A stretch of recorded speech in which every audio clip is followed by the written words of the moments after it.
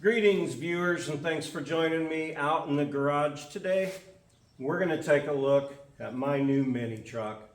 I was a mini truck guy way before I was a 4Runner guy, and man, I am excited about this for several reasons I'll share with you. Going to do a little go around. This was a barn find truck.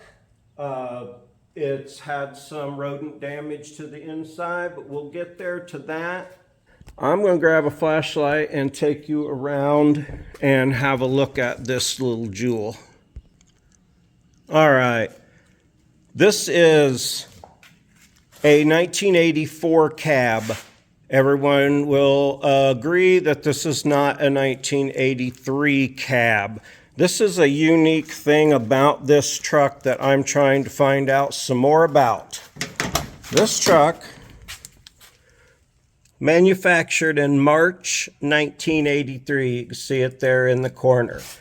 The VIN on that tag, the VIN up here on the dash, the VIN over here on the firewall, and the VIN here on the frame, and the title all have this titled as a 1983. It was sold as a chassis cab conversion truck, which means it only had the cab and the chassis, no bed. Toyota's records show sold in March of '83 as a chassis cab conversion, incomplete vehicle, and that's all they can find out about it. I'm just curious, do they all the chassis cab units have 84 cabs on them if they were sold in early '83? Just wondering. I'll call it an 84 to avoid argument from everybody. But if you know something about that, please let me know. Enough about that. That's something that was important, is kind of important to me just because I'm curious. And I want to know why I got an 84 cab and everything on it says 83, including the title and its sell date. So enough about that. This is my 84 truck. It's a factory solid axle truck. This was in a barn for 20 years. It sat in a barn for 20 years. It had this giant rear patio on the back of it that I have since cut up and removed. This was used by the fellow I got it from as his farm truck, so it did not get salt. It's an Indiana truck its whole life. No salt, so no frame rot. I started spraying a little bit of, you know what I'm talking about, the fluid film on there just to see what the patina on it would look like. I want to leave it like that. I'll go on about the bed and things on it here in a minute. It's got 410 differentials. Both are open. Everything turns smooth. It's got the factory lockouts because it's factory solid axle. Those turn smooth.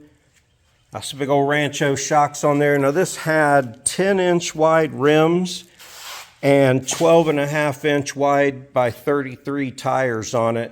And they got into the fender right there, but on both sides, but I can fix that.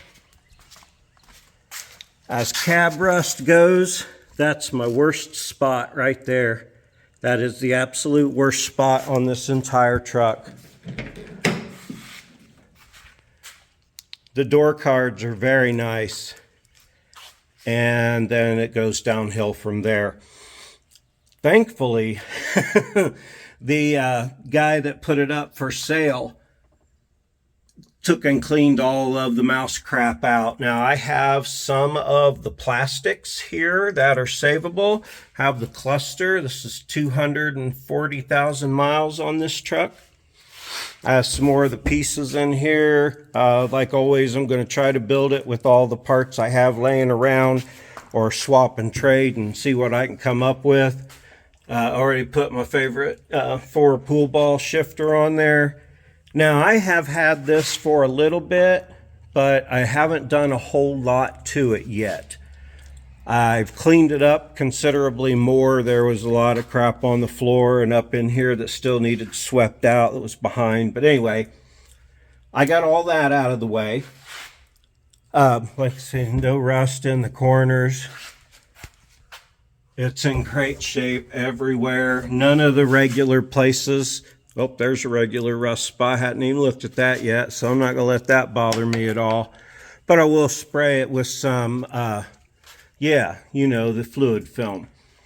Already made me a keychain for it. Now, when I got it, I was going to say I did a few things with it. I had the rebuild kit for the shifter, so I just popped that shifter out and rebuilt it real quick. I've shown that before. Imagine the fuel tank is full of, so I'm going to have to take that out and clean it, which will be fine. I was contemplating taking the cab off and dealing with the whole frame and painting it and everything, but since I plan to leave the truck just like I got it, because it's original, this fender's been replaced at some point clearly. Paint doesn't quite match and the pinstripe is gone. But that doesn't bother me, even though this truck is in really, really nice condition. I've gone around and poked on the frame and there's no weak spots in the frame. There's some dirt in the bottom of it, but having kept its life away from salt by being a farm truck and working in the summertime only, yeah, it avoided that in the winter. So, like I said, a few things I've already got. These wheels, since this is a solid axle truck and it's got the skinny rear end, these IFS wheels are way too close to the frame. They can't stay, even though I like this wheel. I'm going to have to find some that actually fit this truck. So you can see where that fender's like that as well. I love these big mirrors. I don't know if they came on it from the factory or not. I'm hoping to get to talk to the guy I bought it off of and see if he can tell me anything more about it. Yeah, some of these parts that are up here, see, still I need to pressure wash. All the stuff that's up there needs pressure washed. I hope it's savable. This was a factory air conditioning truck. Sadly, he threw away all the boxes underneath there because they were full of crap. So if you have those boxes, I need them. Factory AC would be great, but not important to me. But if you have any of the boxes underneath there for the heat, and yeah, I could use those. I'm hoping they'll come out of that second gen 4Runner over there and maybe fit. From all the mice that were in here, amazingly, no wires got chewed on. Now, I haven't pushed the clutch at all since I got the truck. I haven't pushed the clutch. I haven't pushed the brake. The brake reservoir was still full. The clutch reservoir was empty, but I filled it. Power steering reservoir was empty, but there's a line leak. We'll look at that when we get to the engine. Even with just the plastics that I have and that stuff missing, I can't wait to get this running. Gonna need a windshield. He took the mirror out. I don't know what happened up there, but I have a nice lighted mirror I'm gonna put back in there. You know, one with lights on it. I am super, super excited. Now, like I said, I have no plans on doing a restoration. I'm going to try to clean up that and treat all the rusty spots where there's surface rust from the mouse piss. It smells amazing in here. I had a fan going for a really long time. I've sprayed it multiple times. It stinks like mouse piss in here. But my air freshener there is it's working overtime. And this floor looks oddly cut too, which is also weird for this. This does have the 5-speed manual, so that's nice. It's not the 4-speed. Being a factory AC truck, I think is kind of cool, but I don't know if I'll ever be able to replace all that factory AC stuff. But you can see she's in really nice shape. Now I'm going to get to the bed here in a minute. My very first nice solid axle mini truck that I owned on my own many years ago, it had a military bed on it. Now, see, there's some spots that need, I guess, a little bit of attention just from all that sitting, but it is so amazingly solid in all the important places. I'm going to jump right on over to the bed because I'm really excited about that. This is a military bed. I'm not sure what year, but I think somewhere from the 40s, based on its design. I picked this up from a friend. I'm going to get it ready and I'm going to put it on that truck. And the reason I really wanted this bed is my first one, my first solid axle mini truck that I owned on my own. It had a military style bed on it. It was a replica, but it was made just like one, but it wasn't a real military bed. This one's an actual real military bed. It's a little rough, but again, it's solid. It's very thick. It's built very well. I will fix up some pieces on it, make some fenders for it. I'm not exactly sure to what length I'll go because I'm not going to do anything to the cab. I want to just oil the frame so it'll be preserved and put that bed on. I don't care if the fenders look nice or not, kind of a rat rod, kind of full of patina. But I really like that both of them are, old, kind of authentic. I think it'll be really cool to have a real military bed on here. I'm excited. Also, that military bed allows me to cut the frame right here behind these shackles. So I can bob all that would have been hangover. That'll all be bobbed off. That bed's 5 foot 6 inches long. It meets the cab right up here like it should. This truck has a 1-inch body lift on it that was put on at some point in its life. I don't know by who. I was going to take it off, but if I take it off, the bed actually comes clear up to the window, and I like it better coming down here. So I'm going to leave that body lift in and see. It's pretty solid. See if I can get by without it bothering me. I'm not sure why this stuff here was welded into the front, but I'm not going to argue. It's nice and solid. The mounts are good. The frame is good. I'm glad it has the factory bumper for now. I'll get rid of that. Still has the push-pull steering, which is kind of cool, but really antiquated. We got a header in here, so that's nice. You can see where there was some power steering leaks, but I went ahead and filled up everything just to see what would happen. It looks like that line right there is rusted through and it's starting to weep. So I bet if I push on that, it'll spray fluid out. So that sucks, but brake fluid will eat your paint up. So yeah, be careful there. This was done a little crudely, but I understand the guy doing what he needed to do to get all the mouse stuff out of it to help it sell. Now, the reason that it was parked in the first place is sucked some mouse nest down into the carburetor after it had been setting for a whole winter and firing it up, and it sucked some stuff down into the carb. Now, yuck. I can rebuild that. No, I can't rebuild that. That's ridiculous. But you can buy that carburetor on eBay for $100. And I'm going to look into that. I'm going to bypass the fuel system and hook up a little clacker type fuel pump for a carburetor. And we'll see if I can get this started. The oil is full, but it was pretty dark. The radiator, I only had to add about half a gallon, and it was full, but it's clearly in sad shape. Brakes, like I said, were still up, but I did add some more, so I'm letting it set with all the fluids in it till I get a chance to get to it. I did hook the battery up. It has headlights, taillights, brake lights, turn signals, horn works. I turned the key. It's got the clutch start switch, of course, and because I don't want to push the clutch or anything yet till I'm ready to really dive into it, because I don't want to start leaking everywhere.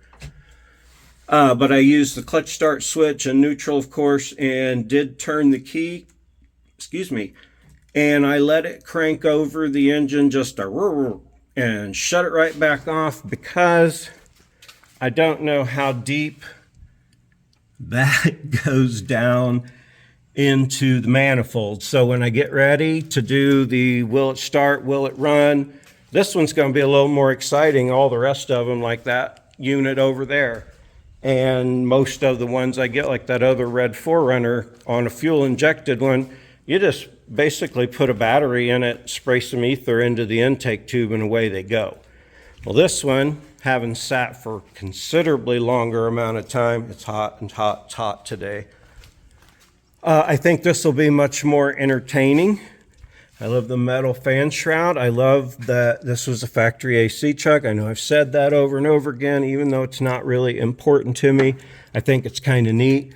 I can't imagine this like 80 horsepower motor pulling grain bins and running air conditioning, but I think it's kind of cool that it did that at the same time. So, this is my new project. I am back in a mini truck, and it's going to feel so good to have my ass in that seat when it finally gets back in there. It does have a bench seat that is pretty nasty, so I'm going to have to get that probably refoamed and recovered, or just spray it down with disinfectant and throw a seat cover over it.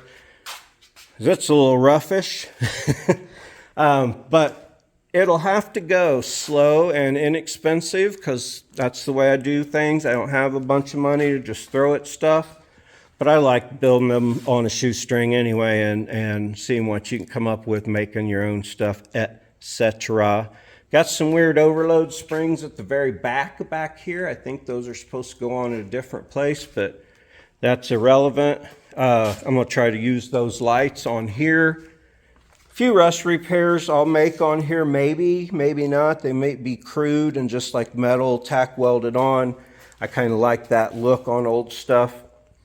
I may just treat the rust and leave it be, though. I don't know. Those are all things, you know how I am.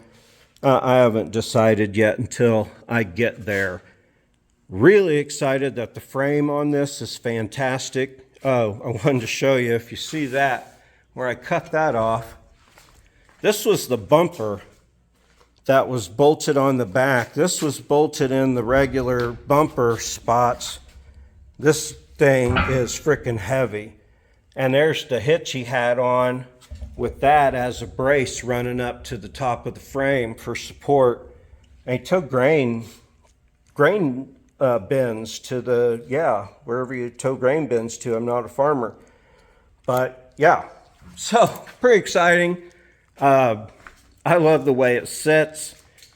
When I get the bed on it, the bed's going to be so nice. I can't wait to get the bed on it and just see how it looks. That's why I'm thinking I'm not going to grind and paint the frame. I'm just going to treat it. I'm going to leave the body like it is. I'll try to treat the spots. And if I do make a repair, then, you know, something happened and I decided to make a repair. If not, I'm just going to drive it around like it is. I mean, I'll straighten that out. I get a correct set of wheels and tires for it. Yeah, it's really going to look good. I'll get out there and pressure wash the rest of those plastic pieces. Maybe wash it off another 2 or 3 times. You can tell they've pressure washed it a couple times. I hope you're as excited as I am. If you're not a mini truck guy, there's still, you know, Toyota basics being applied here. Liam, that bought my 3rd gen, wants to come over here and do the work on it. So they'll still be 3rd gen. Plus, I've got 200 and some videos out. If you have a question about something that needs done, might already have it, might be on the way. Still got that 4.7 timing belt to do. This now, the new project, does it run and drive? No. Will it run and drive? You betcha it will. I got to get some things like oil and a filter and a few other things before I'm even ready to try it. But I'll tune you in when I am ready. I hope, like I say, you're excited about this. Maybe I'll get some new viewers that are mini truck crazy. I love the pickups. I'm really happy that I was able to get a hold of this one when it came up for sale. It hadn't been up very long at all, of course, and I was just fortunate enough to get my message in at the right time. So, super excited. Yeah, you have no idea how excited I am to have a mini truck back again. And I know it's a stick. I know I have my bad knee, but I haven't driven a stick truck in a while. If I can't end up keeping it as a stick, I don't know if I would sell it so it would stay authentic, or if I'd swap an automatic in it and maybe a V6 or something. Future is yet to be seen. That could never happen. It could happen. We don't know. Sometimes I get an idea just talking about it. Next thing you know, I'm trying to make it happen. But yeah, there'll be a lot of content on this, so I hope you are looking forward to it. Appreciate you joining us out here today for just a quick look at this.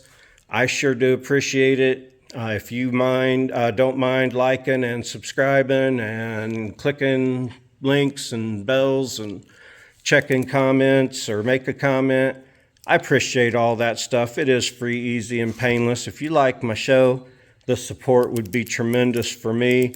YouTube's algorithms will thank you. Slim will thank you. Oswald and I, of course, we appreciate you joining us out here today. Have a super great day.